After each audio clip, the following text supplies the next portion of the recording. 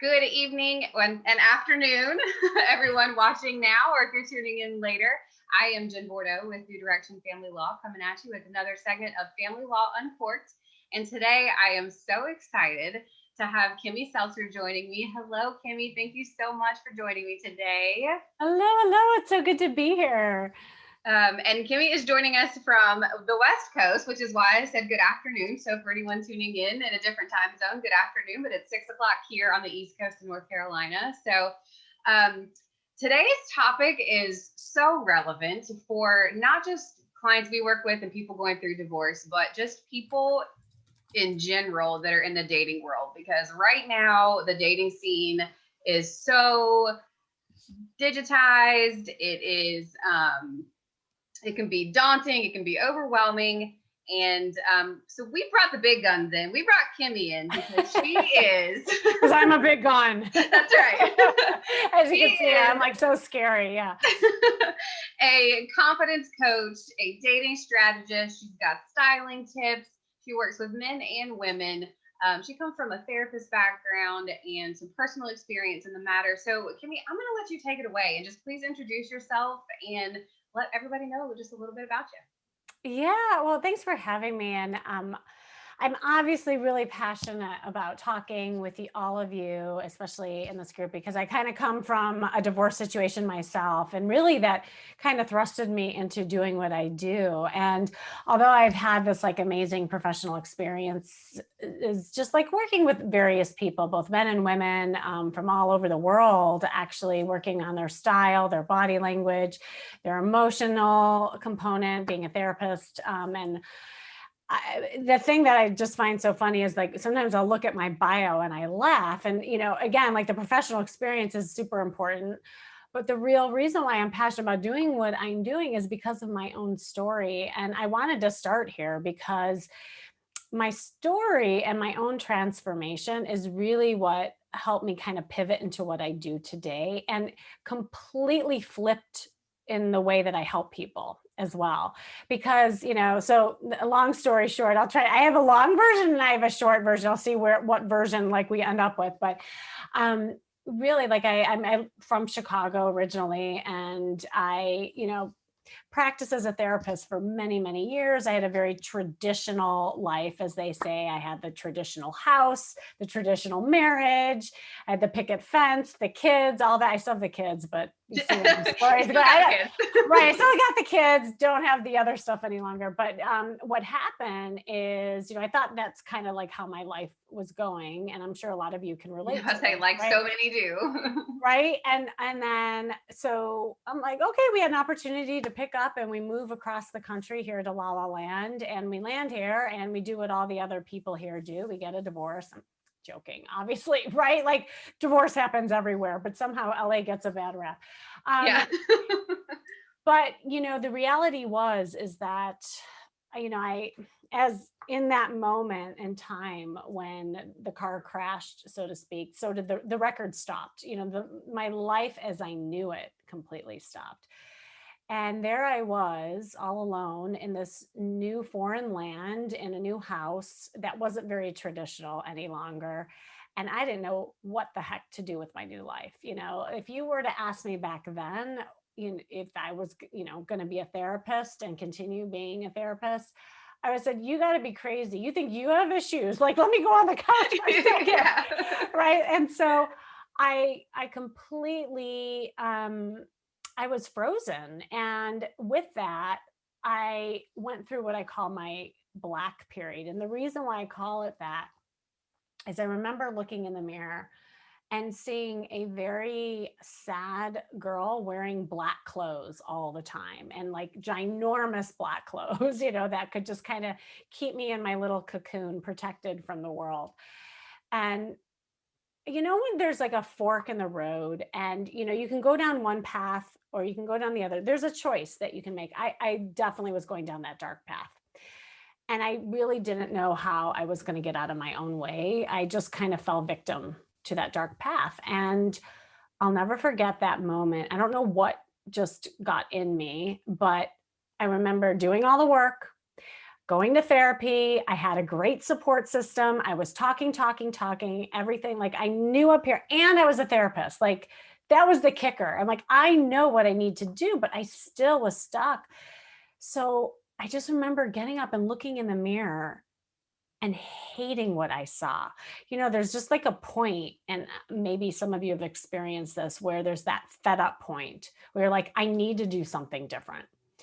And that was my fed up point. And so what does a girl do when she doesn't like the way she looks? And by the way, my closet was filled with just black clothes, a splash of beige, but there was no color. Living on the edge there. Certainly not the colors we're wearing. Like there was just, and it was a metaphor. There just wasn't any color in my life. And so I went shopping that day. And so I go shopping, and this is my defining moment, really. I go shopping, and what am I doing? I am collecting all my black clothes again. I think I'm up leveling myself, but in my arms is a bunch of black clothes. But no, I think, oh, it's a new style. It wasn't. They were all 3 sizes too big. And this personal shopper, she came up to me and she said, ma'am, I've been watching you, and I really think you should try this on. And she holds up this little red dress, and it looked like 3 sizes too small. And I said, that's really sweet of you, but that's not my size. And that's so not my color. She said, honey, that is your size. That is your color. Try it on. Bless those people, right? That just take the initiative to come into our lives and just blow it up. Completely. So whether it's a lawyer, a therapist, a personal shopper, sometimes it takes that outside voice to really hit you over the head. So I call it my red dress moment, where I kind of like was hit over the head with it. And then I embraced it, because sometimes people can give you direction, but you're not able to receive it. In that moment, I was able to receive it because I was in that state of change. And I find this to be true. And I know this as a therapist, like usually change happens when we are in a state of transition and a state of discomfort. And both aren't necessarily like pleasant kind of feelings. If you think about it, like we want to stay in our comfy cocoon. We want to stay the same because it's something we know. But I knew that I couldn't just remain the same if I wanted a different outcome. So I decided to try on that red dress. It's really where it started. And I squeezed into it. I twirled around like Cinderella, and bam, there I was. Like I really couldn't believe what I saw. I saw this woman before me who looked completely different than the woman that I saw in the mirror like an hour before. And it was this visceral experience that I had, that I'm like, wow, I needed to feel something different and have evidence of looking a different way so that I could feel a different way. And so I bought the red dress and I walked out into the world, and the rest was history. Like all this magic started happening. And what I realized, and this is what changed the course of my entire career and the way I help people, is that there's a symbiotic relationship between the outer and the inner when it comes to our confidence, when it comes to growth, when it comes to change, that it's not just one thing. It's not just sitting there in analysis paralysis and doing nothing, that you have to put yourself into action and feel something and do something different that creates that change. And so all of these things started happening to me, like new suitors began to come my way, men started noticing me.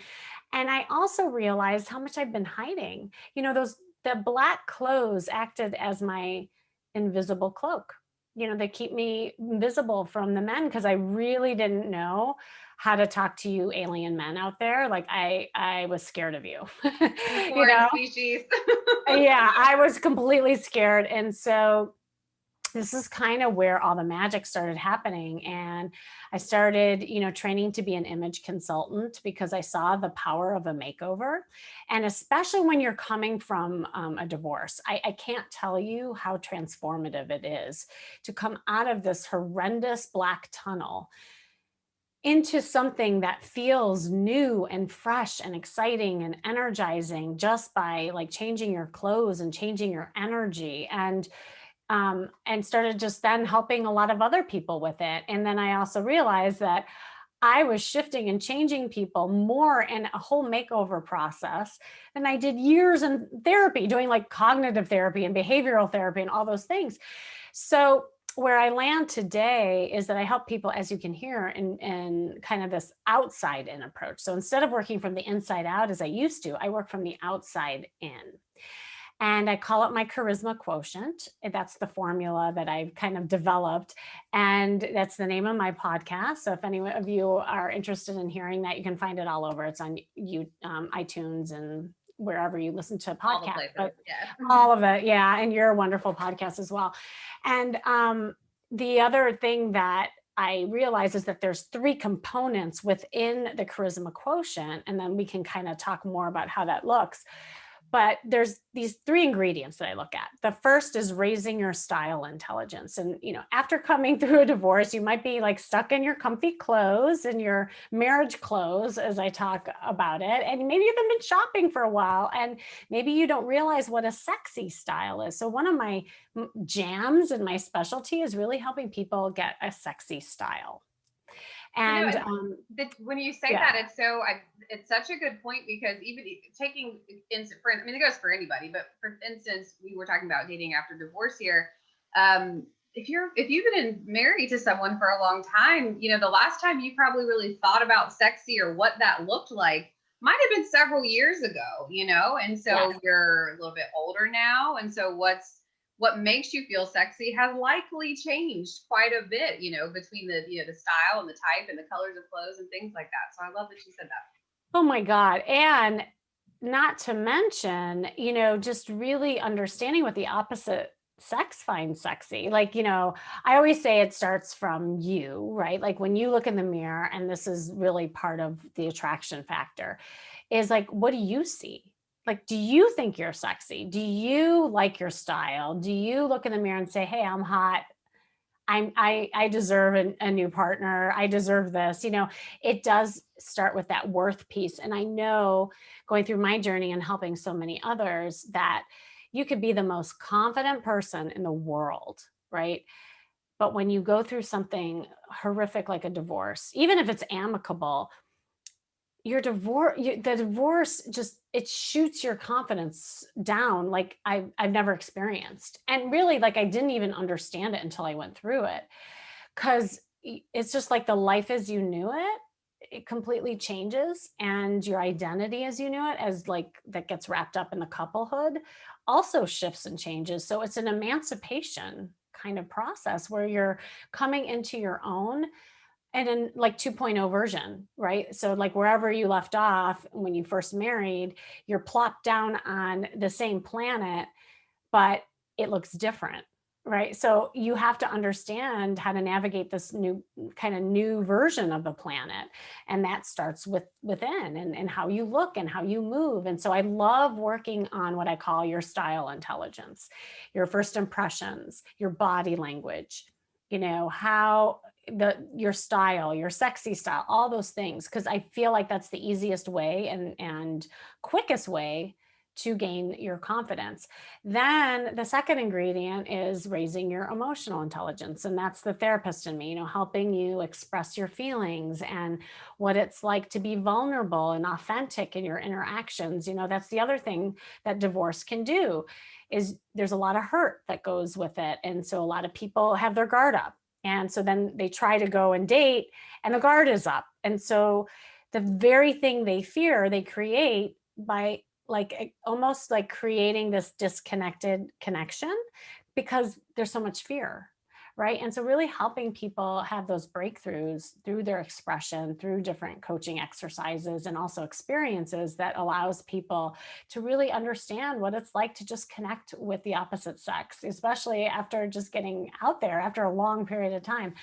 And then the third ingredient is the social intelligence piece. And that's where I take it to the streets. That's where I talk about flirting, and how are you communicating, and what does your conversations online look like? How are you meeting people out and about? And, before COVID hit, and now I'm getting back to that after things are hopefully opening back up, I love doing my wing girl sessions, where I take people out and I teach them how to flirt and navigate restaurants and the market and all of those things. Because again, all of that is going to help your sexy confidence and understand you being like dateable again. That's a huge shift.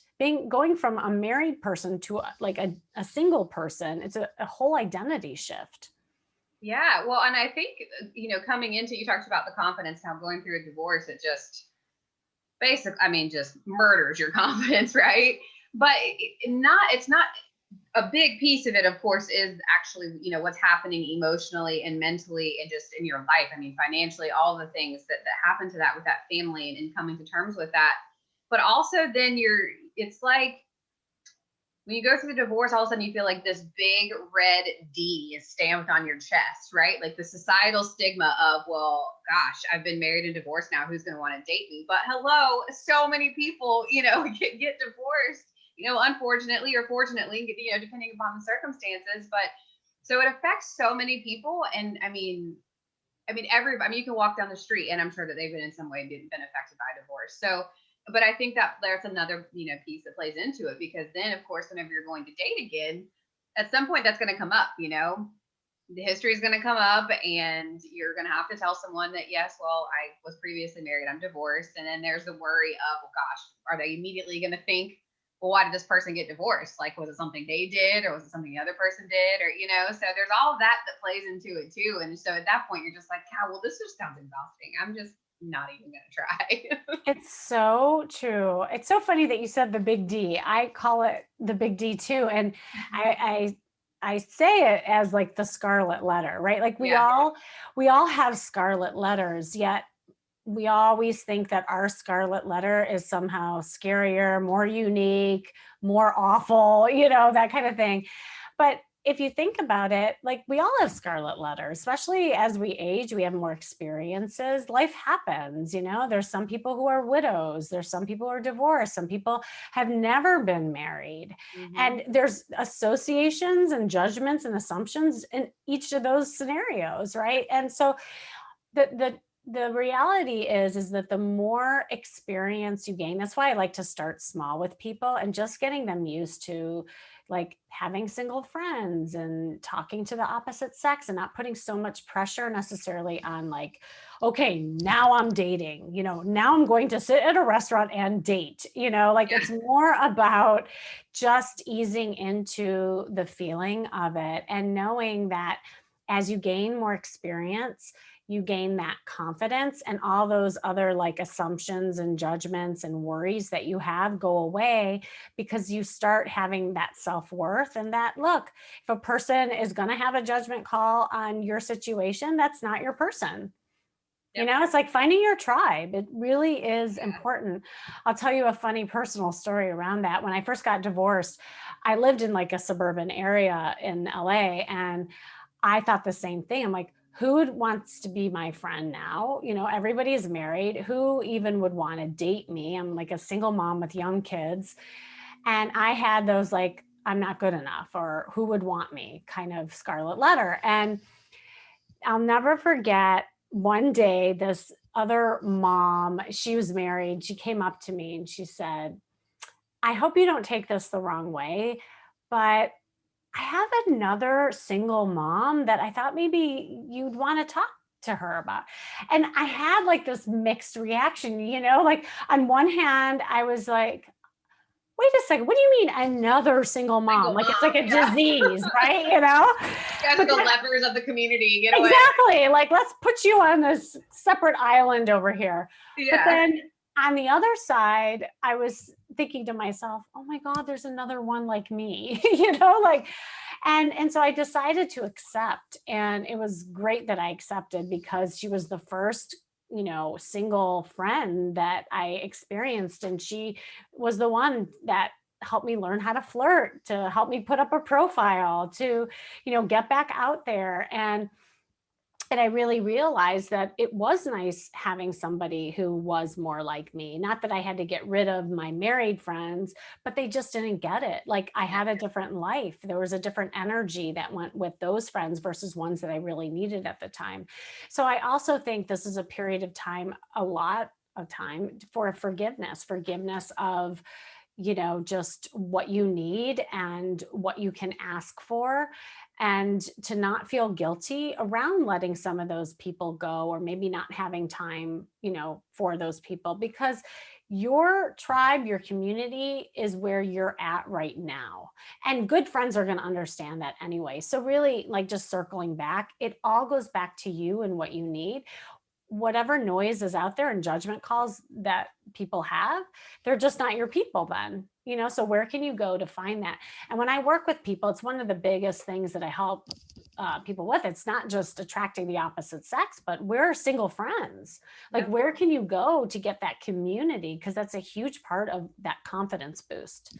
Yeah, well, it is, and being around other people that fully understand what you're going through, and I think I went through a divorce myself, and that took me a little bit longer to come to terms with, and that my closest friends were still going to remain my closest friends, but maybe they weren't exactly what I needed at that time because they were in the married club, and now I felt like a dislocated bone from the married club body. You know what I mean? Like Yeah.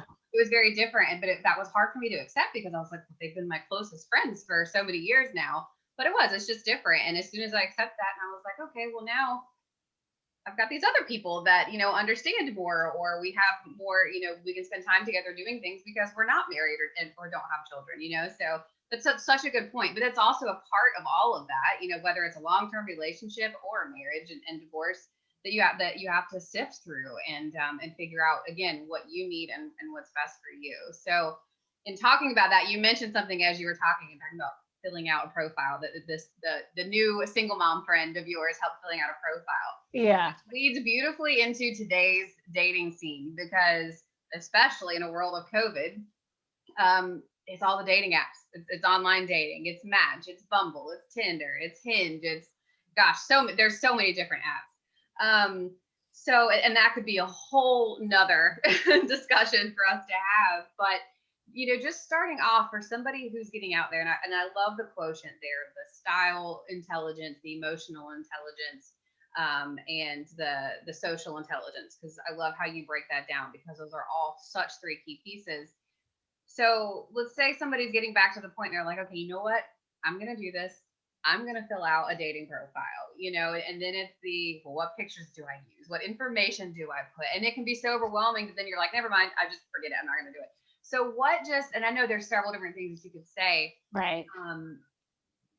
Getting started, what tips would you give someone in getting started in that world, in the dating app world? Yes. Okay. First of all, take a deep breath.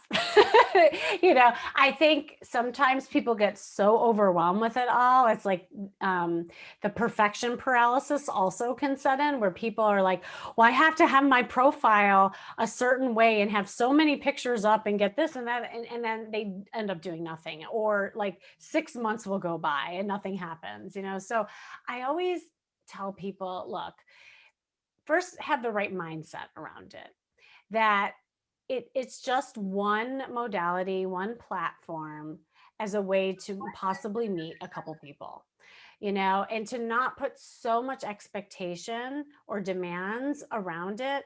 Because I think, again, this is the big mistake that I see people make, is that they'll put up a profile with the notion of, I'm going to find my boyfriend, or I'm going to find my girlfriend.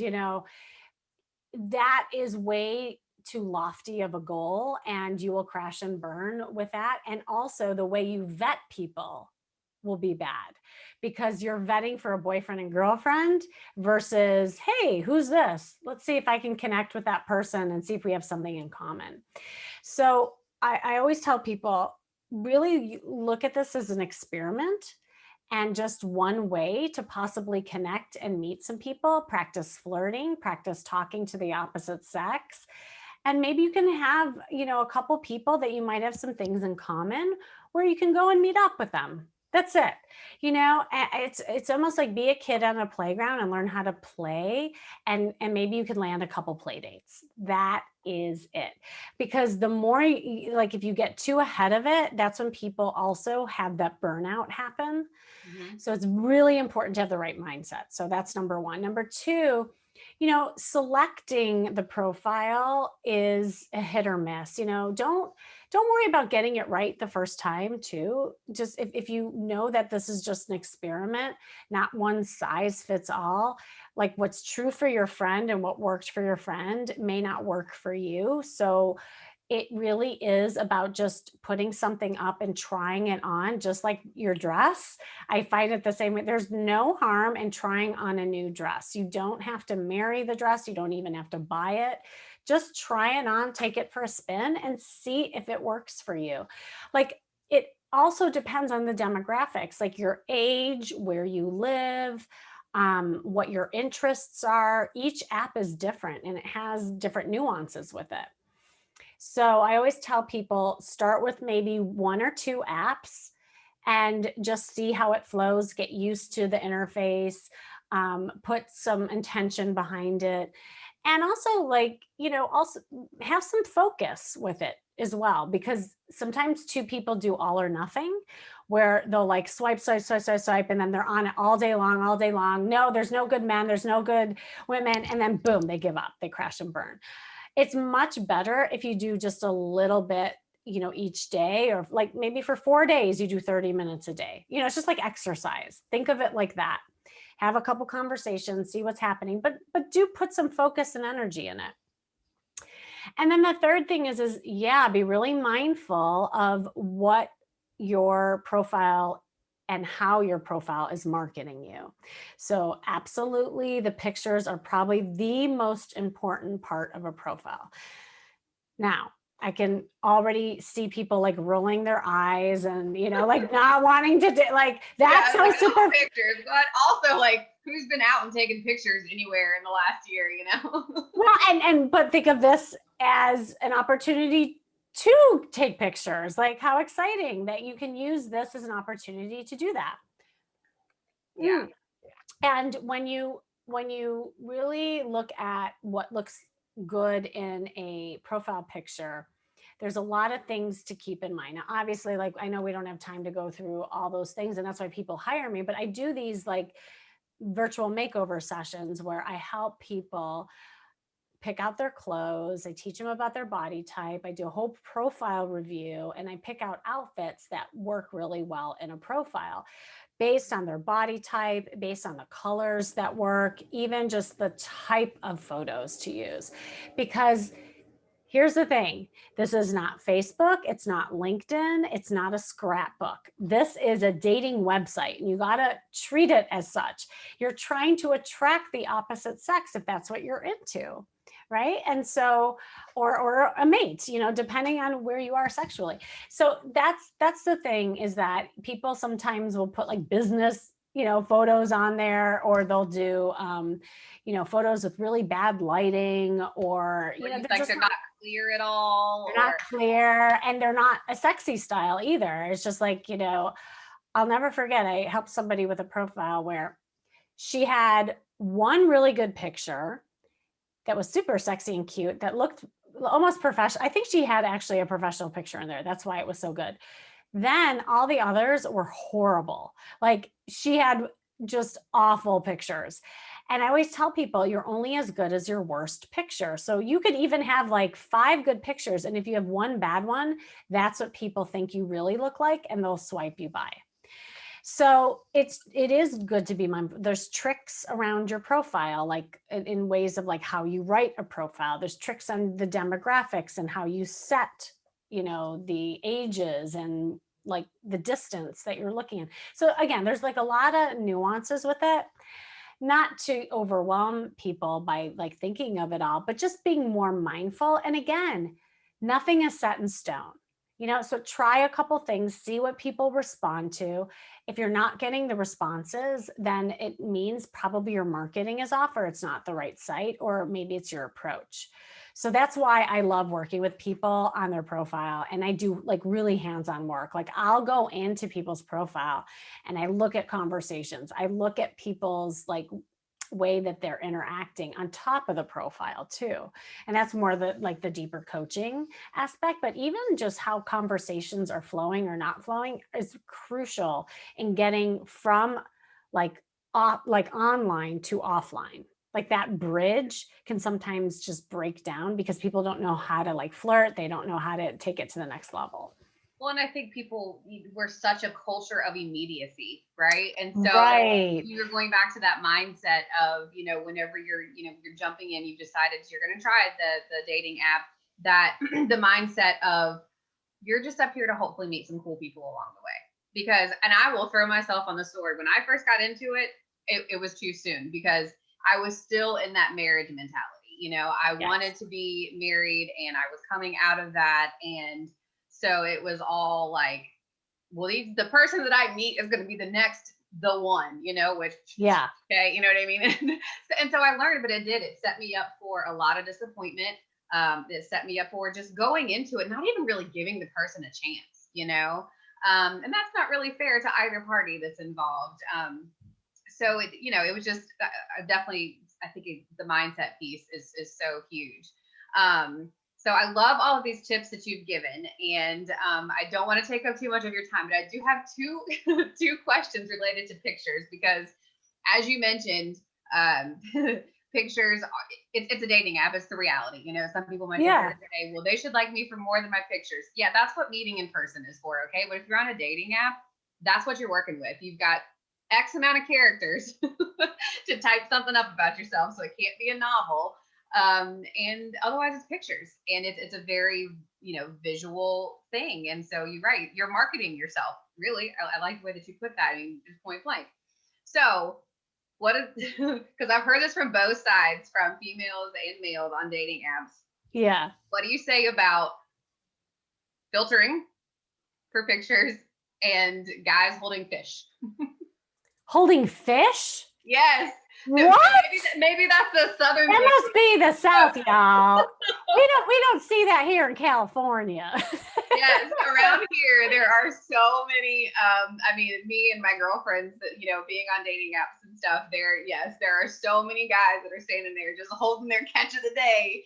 Super proud of it. Funny. Yeah, and I mean it's a big, I mean we're close, to the East Coast, and so I mean you're close to the West Coast, but so fishing it's a southern pastime, and it can be fun, for couples to do together. One of my coworkers, she grew up, fishing with her dad and stuff, and but anyway, but these pictures, I don't know, it's maybe I'll have to take a screenshot of the next one that I see and send it to you. So that my God, now I'm so curious what these fish pictures are. That's so funny. Yeah. All right. Oh, I love these questions. Okay. Well, I will start by answering and just commenting on what you said about the visual aspect of things.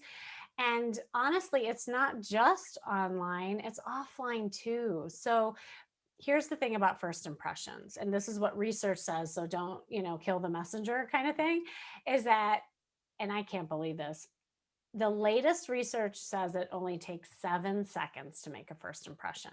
And then it's hard to move past it after that. So it used to be a couple of years ago, 30 seconds. Now it's 7. I wouldn't be surprised if it's even quicker than that, like on Tinder and Bumble, because we're going so fast. And people are making judgments and assumptions based on 2 things. And again, this is happening in the brain so fast that you're not really aware of it. But people react to the attitude that you have, both in a picture and when you show up. So that's your body language. That's what's written on your face. It's your mood. It's like the movement in your body. All of that relates to your attitude. The second thing is your clothes. End of story. Nothing else. So what you say, all the things that you write in your profile, that isn't even as important as your presentation. And again, you might think that's superficial, and you might say, well, I want someone to like me for me. So if you don't like, okay, that's all fine and dandy. But here's the reality. Is that we all do it, both men and women. And for women who are getting all down on the men for doing it, we do it too, ladies. Oh, absolutely. Too, right? No, like first picture it does not grab my attention in some form or fashion, or at least make me go, oh, he looks like he could be a nice guy. Yeah. Boom, done. Moving on. So, exactly. I had the fight. So I do a lot of flirt workshops, and I did a big flirt immersion day for my VIP clients. And I first worked with the women, and then we brought in men, and we did speed dating, and it was super fun. But I did an exercise with them where I pulled a couple of real profiles on Bumble, and I put a picture of a guy up, and I first showed them that one, and I said, okay, would you give this guy a chance? Would you date him? And so people like wrote on, their first impressions and all that. Then I put the second picture up, and these were real pictures. And the second one was awful. Like all of the ones that I showed three different ones. And the minute I put the second one up, they all said, oh my God, swipe left, meaning Yeah. reject. Yeah. So I'm like, see, ladies, don't get mad at the men. You do Yep. it too, right? Oh, And so, absolutely. We judge just as harshly, but I'd say from guys, because if I meet a guy, whether it's somebody that I've met from the app or it's a friend that I know that's been on there, I always like to ask. I'm like, because I don't see other female profiles. So I'm like, so what do you see, or what are your uh-huh. immediate deal breakers that you are just nope, swiping left? And I literally just asked a friend this yesterday, and he said if there's all kinds of filters on the picture, so you can blatantly tell that it is like, what is this person covering up? Obviously, that's probably what you're, guessing. And then Yeah. they said, and this went back to kind of attitude and how what you said, in that he was like, and if she's got up there like, I don't want this and I don't want that, and please, for the Negative. love of Yeah. God, don't do this and don't do that. Just completely negative energy. As it's not even about yourself. It's like, Exactly. Yeah, those are good tips. And I tell people, and both sexes, by the way, react to the negative. Like you could have a really nice profile, and same thing for a first date. There's been research done on this. In fact, research was done on like all these men, and they didn't ask the women back to the second date. And even though they had a great time and these women were awesome, there was one thing that they said that was deemed as negative, and they said no. mm, So this is psychology. Actually, this has to do with the way we retain information, and that we tend to remember sometimes more the negative than we do the positive. If it's not like super like crazy positive, like something that's really stands out, right? And so to your point and your friend's point, that is true.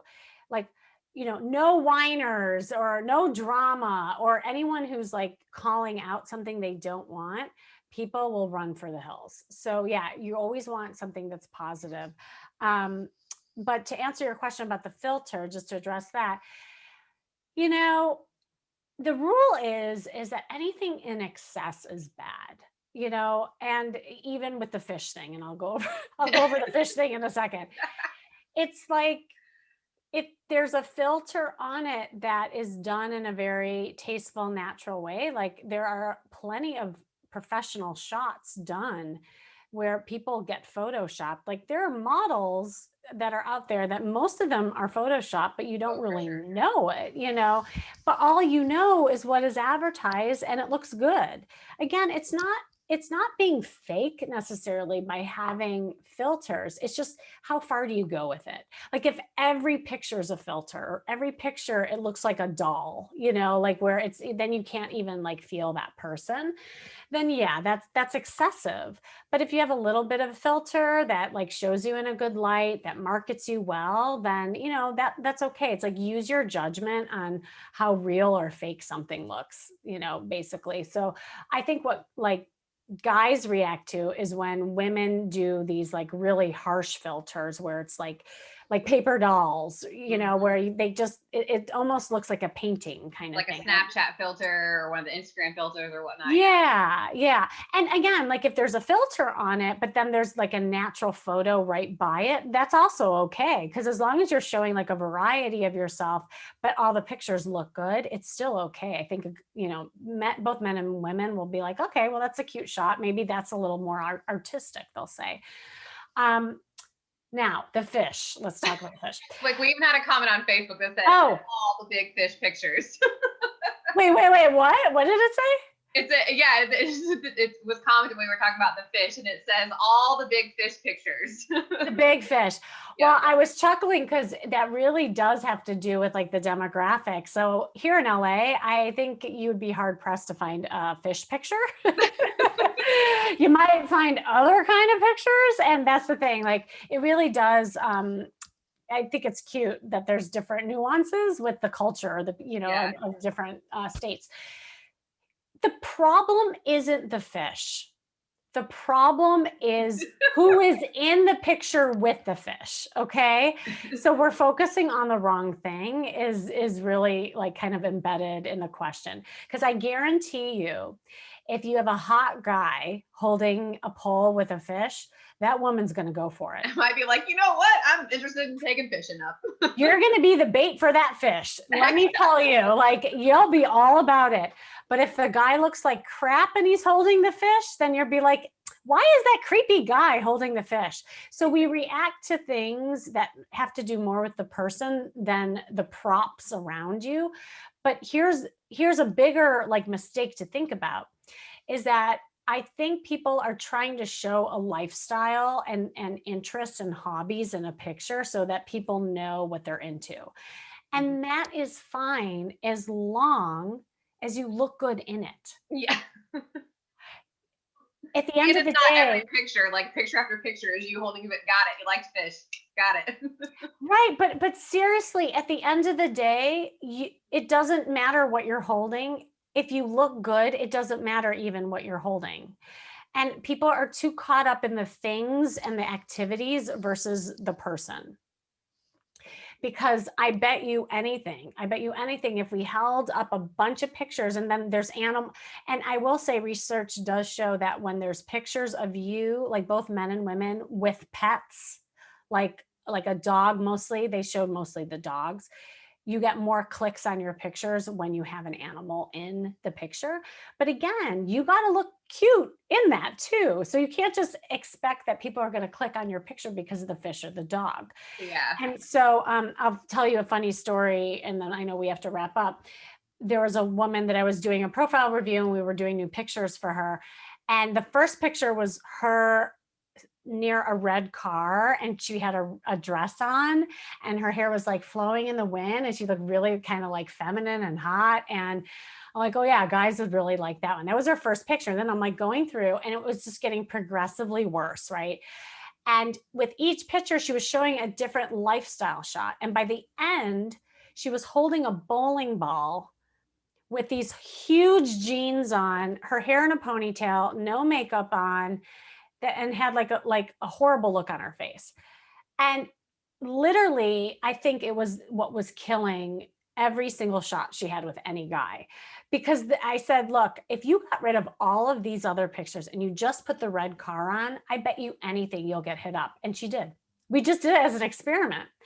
And so again, don't worry about lifestyle shots. People can read that you like fishing. People can read that you like adventure. Think of your photos as an advertisement for you, not the activity. And I think once you like switch that in your mind, it'll be a whole different way of thinking about your pictures. Nice. Well, this has been so enlightening. I know that I've learned things. I hope that others that have been tuning in have learned things. And the good news is that we're going to be bringing Kimmy back to give us little dating tips along the way. So definitely stay tuned for that coming up for dear Kimmy. Dear Kimmy. Dear Kimmy, yeah. For some dating tips. And she's also going to be a guest on our podcast, The Exit Strategy. So that'll be out soon too. So be on the lookout for that. So Kimmy, I really can't thank you enough for joining me today. And I hope that you've shed some light for those starting in the dating world after divorce or just in general, because it's a scene to be navigated for sure. So and even though you're based in LA, you have clients all over. So what is the best way for people to get in contact with you so they can find out all about your services, maybe get some help with their dating profile? How should people reach out to you?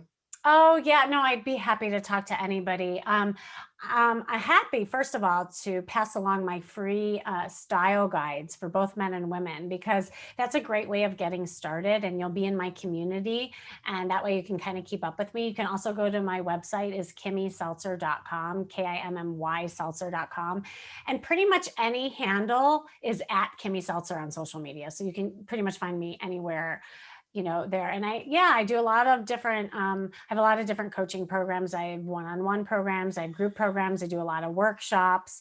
I also have a new show on Amazon Live called Kimmy's Love Hub. And so if you go on my list and you become part of my community, you'll be in there. I also have a Facebook group called the Love Makeover Insiders. So right now it's just for women. I'm sorry, men. I know I'm going to be doing more, like, my goal is to do more integrative, activities and workshops and groups for both men and women, because I think we're in that place where we need each other now. We've been isolated for so long. I want to start doing more combined stuff. But yeah, I mean, you can get a hold of me anywhere, anytime, and I'd love to talk to any of you who want help. Awesome. Well, again, thank you so much. I love all the tools and tricks and tips and everything for those of us, putting myself in there, the dating world. So thank you so much. I look forward to having you on the podcast and having you in future segments to dish out a few more dating tips along the way to help us. So thank you again. And thank you to those tuning in now or later. And you'll be able to find this on our YouTube channel as well. So thanks again, Kimmy, and have a good rest of your day. Thank you. You too. Thanks, Al. Yep.